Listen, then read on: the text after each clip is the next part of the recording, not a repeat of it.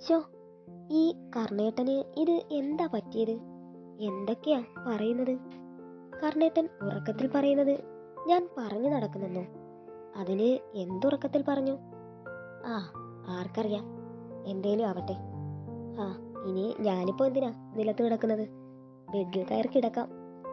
രാവിലെ പുറത്തേക്ക് പോകാനായി കണ്ണാടിയിൽ നോക്കി മുടി ചീകിക്കൊണ്ട് നിൽക്കുന്ന കർണനെ കണ്ട് അവന്റെ അടുത്തേക്ക് ചെന്നുകൊണ്ട് രാധ, അതെ കർണേട്ട, ഇന്ന് ഇവിടുന്ന് ബ്രേക്ക്ഫാസ്റ്റ് കഴിച്ചിട്ട് പൊയ്ക്കൂടെ?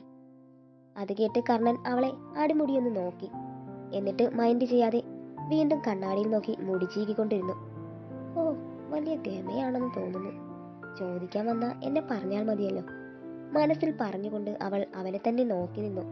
അവൻ വേഗം താഴേക്കിറങ്ങിപ്പോയി. അവൾ പിന്നാലെ ചെന്നെങ്കിലും മൈൻഡ് വെക്കാതെ പൊയ്ക്കളഞ്ഞു. ഗോപിയേട്ടാ, ഗോപിയേട്ടാ, പാടവരമ്പിലൂടെ ഓടിക്കിതച്ച് വരുന്ന അവളെ കണ്ട് ഗോപിയേട്ടൻ, ഈശ്വരാ, ഇന്നീ കുട്ടിക്ക് എന്തൊക്കെയാണോ എന്തോ അറിയാനായിട്ടുള്ളത്. ഗോപിയേട്ടാ, ഞാൻ വിളിച്ചതൊന്നും കേട്ടില്ലേ? കേട്ടു. അവന്റെ വായിലിരുന്നത് മുഴുവൻ ഞാൻ കേട്ടു. വായിലിരുന്നത് കേട്ടോ? ആരുടെ? കർണന്റെ. പിന്നല്ലാതെ ആരുടെ? എന്തിന്? ഞാൻ പറഞ്ഞ കാര്യം